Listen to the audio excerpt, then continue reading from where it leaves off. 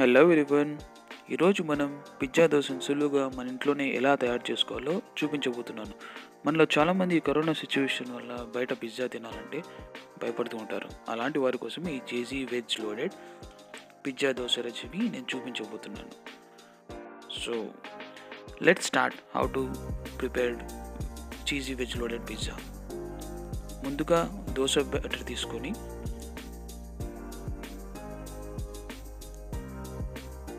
ఒక పెన్నం వేడి చేసి దానిపై ఒక 2 గరిటెల దాకా దోశ పిండి వేయండి. సో దోశ పిండి కొంచెం థిక్గా నిరపండి.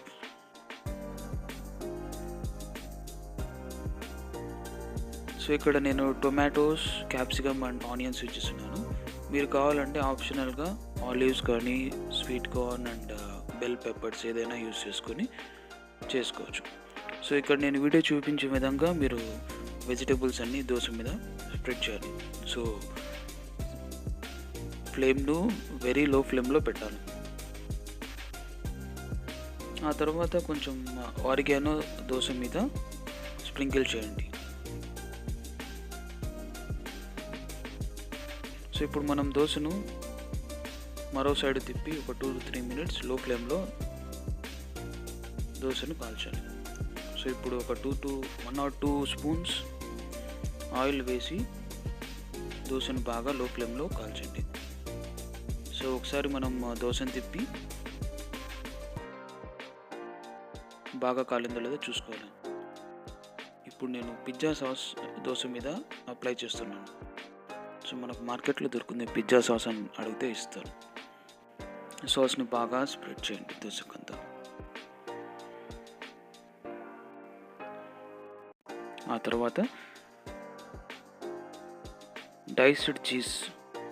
సో మనకు ఎంత క్వాంటిటీలో మనం దోశ మీద చీజ్ వేసుకోవాలంటే అంత క్వాంటిటీ వేసుకోవచ్చు. ఇది కూడా మనకు మార్కెట్లో ఈజీగా దొరుకుతుంది డైస్డ్ చీజ్. సో చీజ్ అంతా బాగా స్ప్రెడ్ చేశాక ఇప్పుడు మనము దోశను ఒక ప్లేట్తో క్లోజ్ చేయాలి తవాని. సో ఈ ప్లేట్ క్లోజ్ చేయడం వల్ల ఏమవుతుందంటే చీజ్ అని మెల్ట్ అవుతుంది. అంతే. So cheesy veg loaded dosa is ready. So ఇప్పుడు మళ్ళీ మనం కొంచెం ఆరిగానో స్ప్రింకిల్ చేసి దోశను పక్కకు తీసుకోవచ్చు. సో దోశను 4 కావాలంటే 6 పీసెస్, ఎన్ని పీసెస్ కావాలంటే పీసెస్ కట్ చేసుకొని హాట్గా సర్వ్ చేసేయండి. Enjoy the cheesies pizza.